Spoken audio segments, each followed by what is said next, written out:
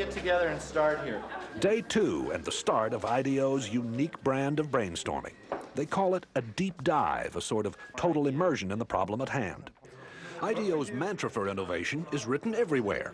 One conversation at a time, stay focused, encourage wild ideas, defer judgment, build on the ideas of others. That's the hardest thing for people to do, is to restrain themselves from criticizing an idea. So if anybody starts to nail an idea, they get the bell, you know. The deep dive begins, and for the next few hours, the ideas pour out and are posted on the walls. Oh, the blind, the privacy blind. Like when you're buying 6 cases of condoms, no one sees. Nesting is, it sort of has to nest. If it doesn't nest, we don't have a solution. How about Velcro pants and Velcro seats for the kids, and you just drop them down on there? And like Velcro seats? Velcro pants for kids? Yeah, see, you have to have some wild ideas. Then you build on those wild ideas, and they end up being better ideas than if you said, if everybody only came up with sane things, you know, kind of appropriate things, you'd never like have any points to take off to build a really innovative idea. It's organized chaos. Organized chaos. It's not organized. What it is it's focused chaos. By 11 a.m., the group begins narrowing down the hundreds of ideas written or drawn on the walls. How? By voting for them. Vote with your Post-it, not with an idea that's cool, but with an idea that's cool and buildable. If it's too far out there and it can't be built in a day, then I don't think we should vote on it. Why not have you be the judge? You're the boss. Because I'm going to be wrong. It's the team that's able to really judge with the best ideas. Otherwise, ideas wouldn't come out? That's right. Enlightened trial and error succeeds over the planning of lone genius. Enlightened trial and error succeeds over the planning of the lone genius.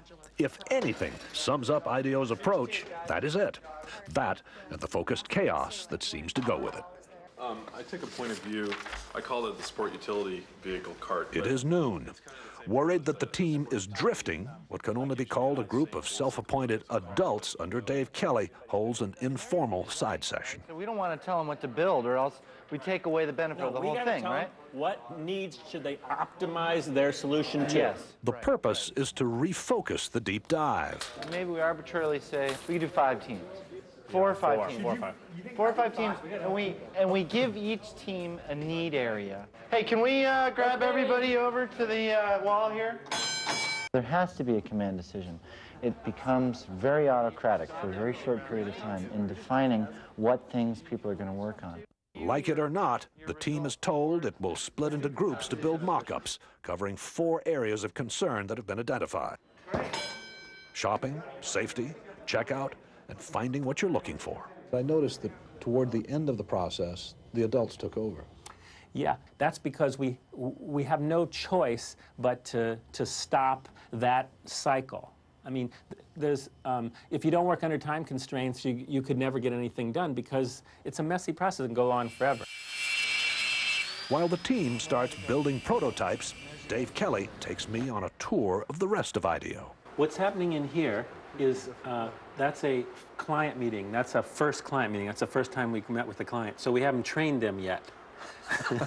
If we took them straight from there into a room where music was blaring and everybody was throwing Nerf darts at each other, that would be a little hard to take. You know, so we're warming them up. But this is where the crazies live. This is where we do our work. It's different. You can tell whether a place is playful in about the first 15 minutes as you walk down the hall. Being playful is of huge importance for being innovative. I mean, if you go into a culture and there's a bunch of stiffs going around, they're not, I can guarantee they're not likely to invent anything. Invent anything like this futuristic-looking instrument for kids. So no matter what you do with that thing, you always sound great. You always sound good. You have to make it so that this can happen. Whoa, it didn't break. No, it didn't break. There's a whole department at IDEO devoted to toys. Turns out to be one of its most profitable areas. Fun, too. So we've got these little wings, and no matter what you do, if I get in trouble here, it's always a spiral. At IDEO, they found that fresh ideas come faster in a fun place. Not only is the furniture on wheels to suit the needs of the moment, but people are encouraged actually to build their own work areas. And they were designing this space, and they said to me, you know, we'd like to have, you know, $4,000 extra in our budget for a DC-3 wing.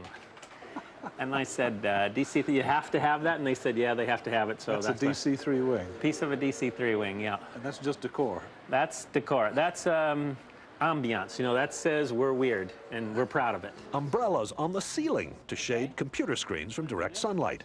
And bicycles on ropes to prevent clutter. The first guy who hung a bike up on a thing, he didn't come to me and ask me. He didn't ask some facilities person was okay. He tried it. And then, like, he waited and see if anybody complained. If nobody complained, another guy hung a bike up.